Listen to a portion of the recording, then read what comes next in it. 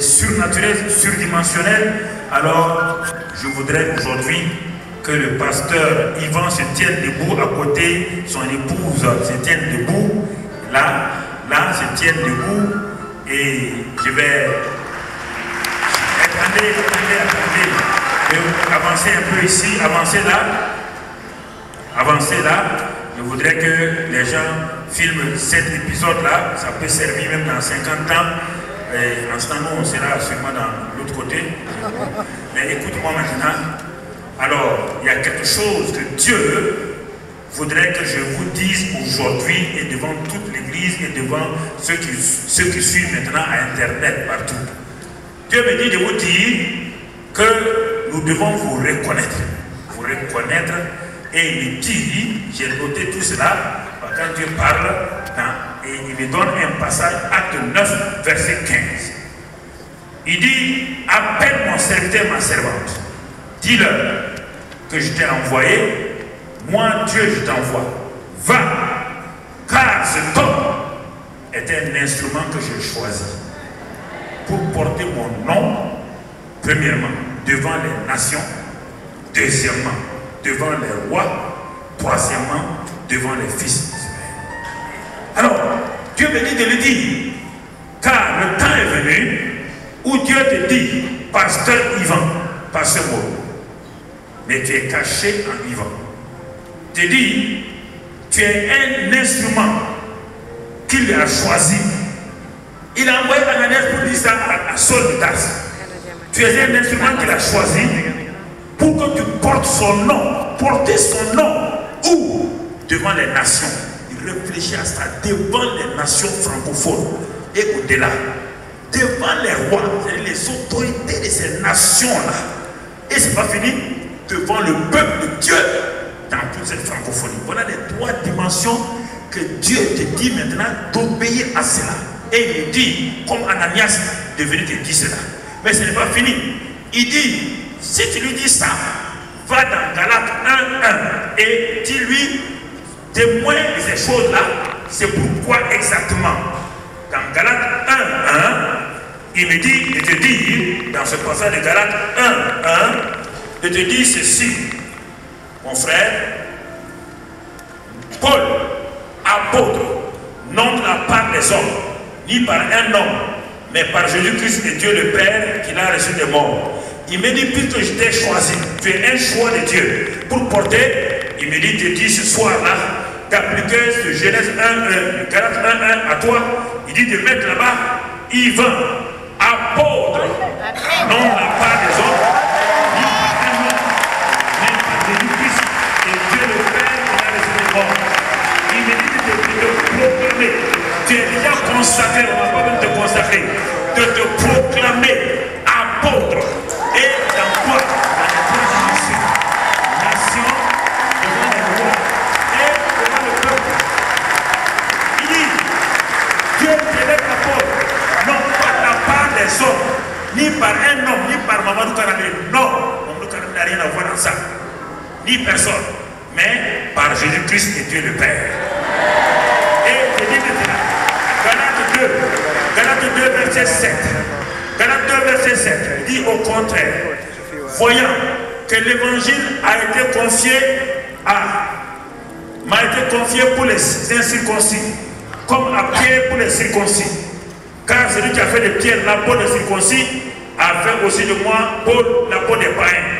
Et ayant reconnu la grâce qui m'avait été accordée, les autres, les Jacques, Céphas et Jean, qui sont regardés comme les colonnes, vous entendez?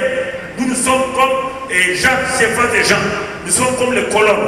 Dieu nous dit de dire, donc ce Yvan ici et à moi et à Barnabas de vous donner la main d'association afin que nous allions nous vers les païens et vous vers les circoncis.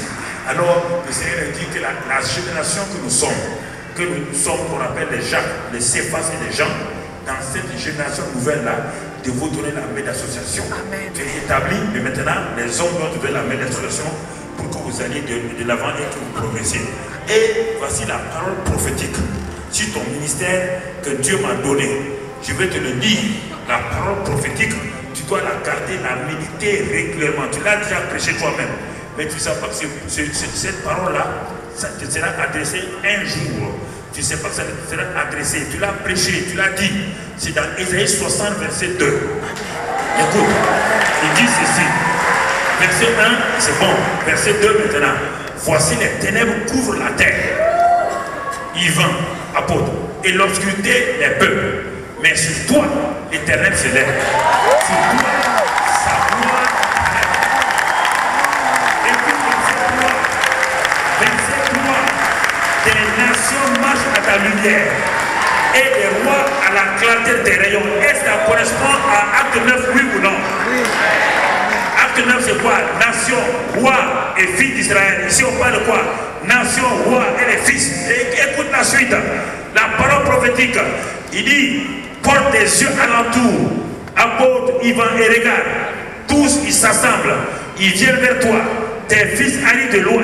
Et tes filles sont portées sur les bras. Écoute, qu'est-ce qu'il te dit encore? Il te dit, quand tu vas voir ça, au verset 19, maintenant il te dit, verset 19.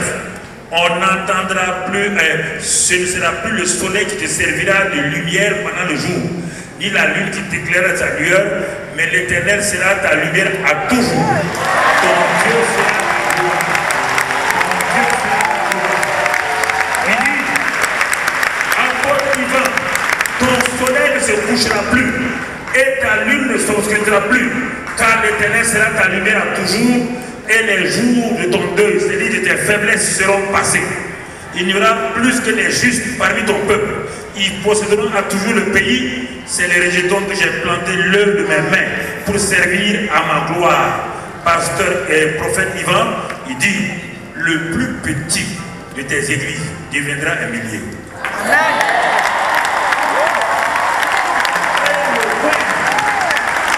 Le point de tes pasteurs sera une nation puissante.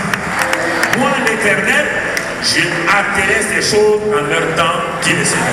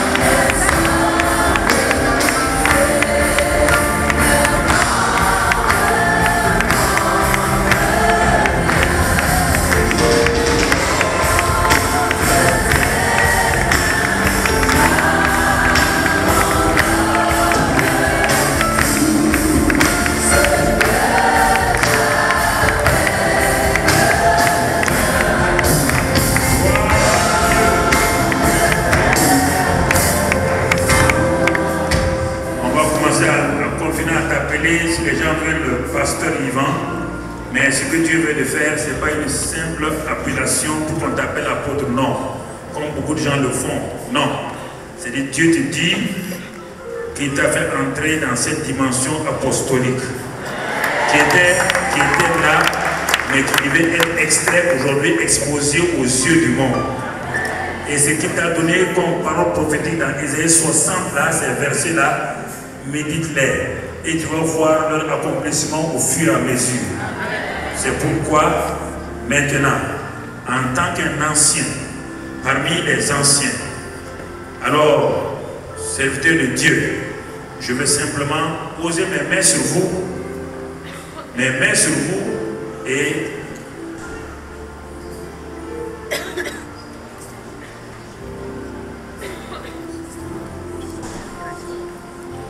excellent Père de grâce. Cet homme a été consacré, il a été consacré, sa femme, depuis des années. Ce n'est pas une consécration que nous faisons. C'est une reconnaissance de ce dépôt apostolique qui était enfoui en lui depuis des années, qui le frustrait, qui n'arrivait pas à sortir, qui n'arrivait pas à accoucher.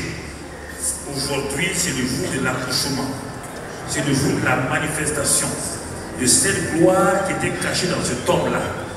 Et à partir d'aujourd'hui, je proclame qu'à partir de ses entrailles spirituelles, les entrailles spirituelles de son épouse qui est son aide précieuse, que tout ce qui a été dit dans la parole prophétique d'Ésaïe 60, verset 2 à 5, 19 à 22, maintenant, Père, par le Saint-Esprit, que les gens voient de façon étonnante l'accomplissement de ces paroles-là, que cet homme-là ne soit plus jamais pareil que ce qu'il a vécu dans ce ministère pastoral pendant toutes ces années et dans lequel il va continuer à vivre, mais maintenant sous la couverture du ministère apostolique où les signes, les visions, Seigneur, les destinées seront transformées. Père, accomplis cela dans leur vie et qu'à partir de maintenant, comme tu l'as dit, cela se réalise pour ta seule gloire dans cette francophonie et au-delà. Père, je te remercie pour leur vie au nom de Jésus. Amen.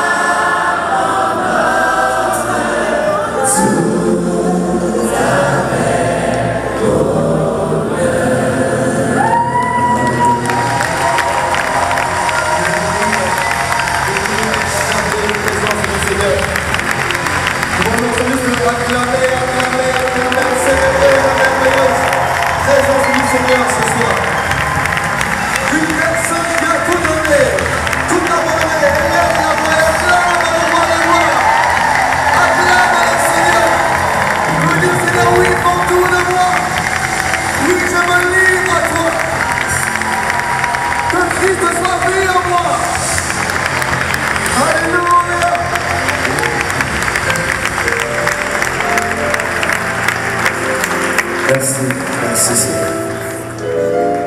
Merci pour ta parole. Merci pour la confirmation que tu as établie cet après-midi. Nous sommes tellement reconnaissants. Nous sommes tellement reconnaissants de faire partie de cette histoire que tu écris. Reconnaissant d'avoir été choisi par toi. pour glorifier ton nom ici-bas sur la terre. Reconnaissant, car nous savons que nous ne sommes pas